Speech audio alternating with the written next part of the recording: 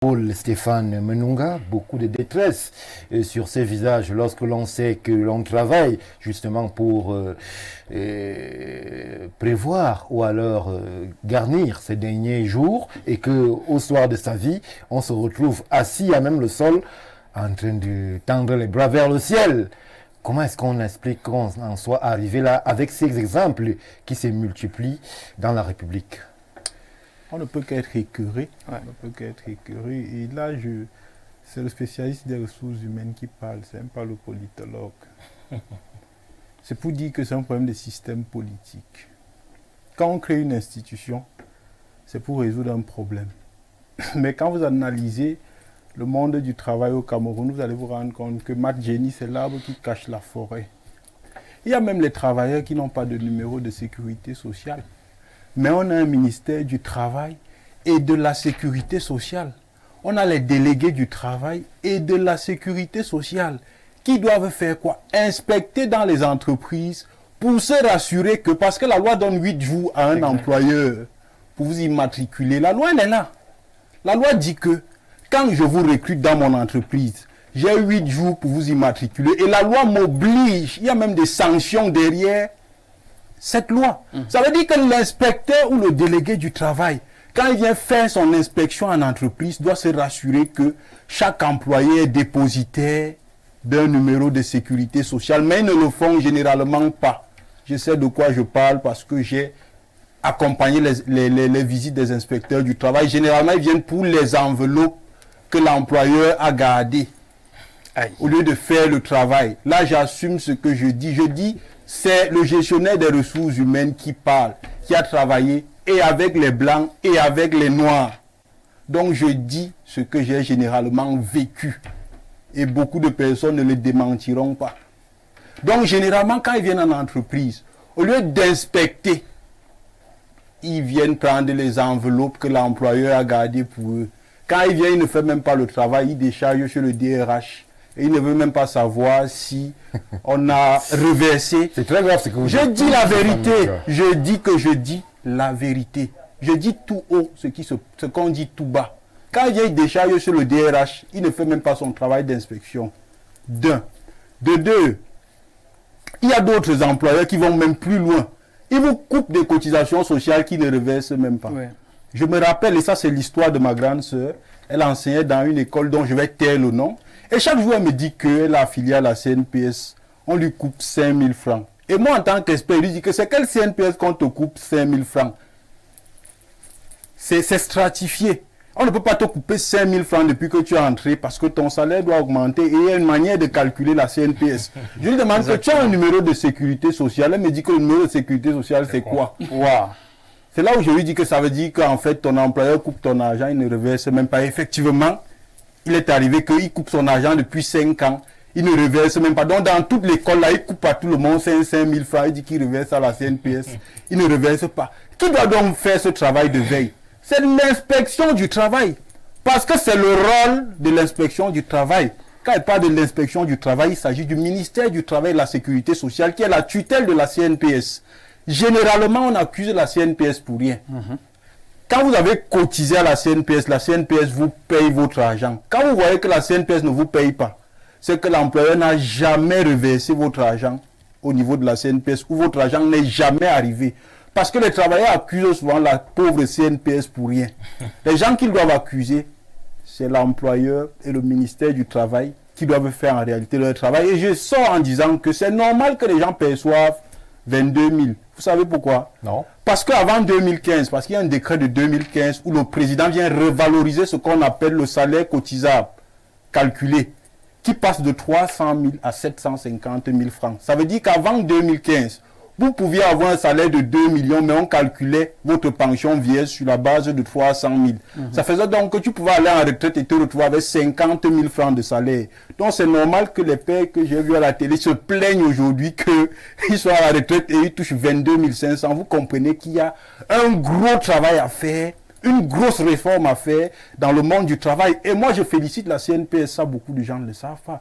La CNPS a mis des instruments aujourd'hui qui vous permettent de contrôler votre cotisation sociale. Ça veut dire que vous n'avez pas besoin de courir derrière votre employeur. Vous entrez simplement dans le site de la CNPS, quand vous avez votre numéro de sécurité sociale, vous savez s'il a versé, vous savez combien il a versé, vous savez s'il ne verse pas. Et vous avez la possibilité de dénoncer quand il ne verse pas pour que la CNPS vienne faire des enquêtes et vous immatriculer d'office. Merci. Paul-Stéphane Menunga, que justement, ce ne sont pas plus de 50 ans qui partent, c'est la jeunesse qui part. Et vous avez conceptualisé de façon claire ces départs-là avec cette fuite, ou alors cet esclavage des cerveaux que vous avez dénoncé sur ce plateau. Je reviens un peu sur la question que j'ai posée au Dr Jean-Moïse Mbok. Est-ce que l'African Dream est possible dans ces conditions où on forme des licenciés en lettres modernes françaises qui travaille, qui conçoit, lorsqu'on chante Rousseau à longueur de journée? Ce sera possible si on change fondamentalement le système éducatif africain et même les systèmes de gouvernance, parce que l'Afrique n'a déjà pas son éducation. L'Afrique a l'éducation de l'autre. Aujourd'hui encore? Oui. Aujourd'hui encore, c'est vrai. L'Afrique n'a pas son éducation. La finalité de l'éducation, c'est de résoudre les problèmes d'une société. Très bien. Quels sont les problèmes? Prenons le Cameroun. Quels sont les problèmes du Cameroun? Est-ce que c'est de bien parler français?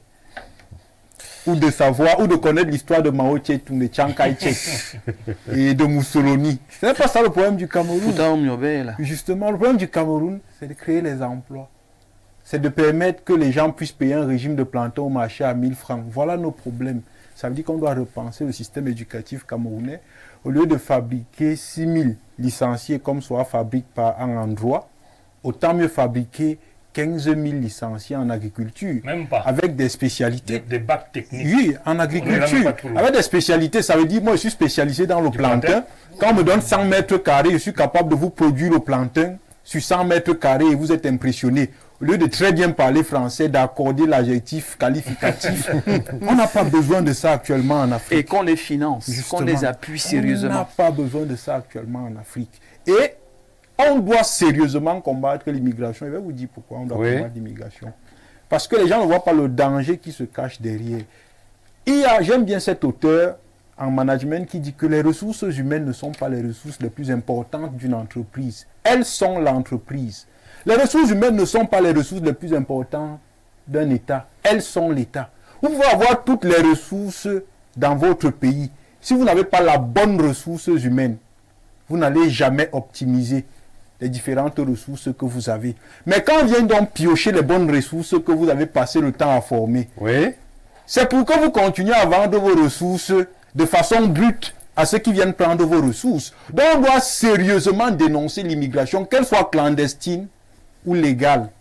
Parce que vous ne pouvez pas vous débarrasser de vos meilleures ressources et penser que vous allez développer l'or ou le fer du Mais si on est en incapacité de les consommer, qu'est-ce qu'on fait? En réalité, l'Afrique n'est pas en incapacité. L'Afrique a un seul problème. Et ça va peut-être surprendre beaucoup de personnes ici quand je veux le dire. On a besoin de se débarrasser des dirigeants de la néocolonie. Simplement. Quand on va se débarrasser des dirigeants de la néocolonie et qu'on va avoir à la tête de nos États des véritables panafricains, parce qu'il y a des panafricains de situation. Ça veut dire, quand il est menacé par la communauté internationale, du jour au lendemain, il est un panafricain, il vous dit qu'il faudra sortir du franc CFA. On ne veut pas les panafricains de situation, on veut les vrais panafricains. Une fois qu'on aura les vrais panafricains, on sera capable, en zone CEMAC, de créer un marché commun. Paul-Stéphane, en une minute, comment est-ce qu'on peut distinguer un vrai panafricain d'un faux, à part la pression internationale? Je prends souvent l'exemple de la naissance de l'OUA. Prenez seulement, comment dire, les piliers que l'école d'Nkrumah ont défendus. C'est par là qu'on reconnaît un vrai panafricain. Tu es d'accord qu'on ait notre monnaie, tu es d'accord qu'on ait un marché commun, tu es d'accord. Dès qu'il n'est pas d'accord, il n'est pas un panafricain. Et on connaît tous ceux qui ne sont pas d'accord. Et on connaît tous ceux qui n'ont jamais soutenu cette thèse. Dès que vous n'êtes pas d'accord pour un marché commun, vous n'êtes pas d'accord pour une monnaie commune, vous n'êtes pas d'accord pour une intégration politique, vous n'êtes pas un panafricain. Parce que le panafricanisme ou l'unité de l'Afrique ne signifie pas que on va parler une langue où il n'y aura plus de tonnes de bassa et je ne sais pas trop quoi. C'est une unité sur la base de certains instruments. Donc je sors donc en disant qu'il faudrait aujourd'hui que l'Afrique se repense profondément et qu'elle lutte contre l'immigration. Parce que vous ne pouvez pas laisser vos meilleures ressources. Si on prend même le cas de l'enseignement ou des médecins, on est quand même dans un pays où on va vous dire, selon les chiffres de l'OMS, qu'il n'y a pas beaucoup de médecins au Cameroun, le taux de couverture. Ça veut dire que vous n'avez pas beaucoup de médecins, mais vous mettez encore un système qui fait que vos médecins sortent. Ce n'est pas un paradoxe. Ça veut dire que vous avez échoué quelque part. Vous n'avez pas beaucoup d'enseignants. Ça veut dire qu'il y a des endroits où les enseignants formés, on ne les retrouve pas, ils ne sont pas très nombreux, mais vous mettez quand même un système de politique publique qui fait que les enseignants qui ont été formés par l'argent du contribuable, ça veut dire que ma mère qui a vendu ses beignets, elle a payé le savon, ce sont les impôts là qui ont permis que l'école normale forme l'enseignant qui doit m'enseigner. Au lieu qu'il m'enseigne, il paie encore son rappel et il va encore avec son rappel. Dans un autre pays, ça pose quand même un problème fondamental que certains panélistes ici refusent de voir. Merci.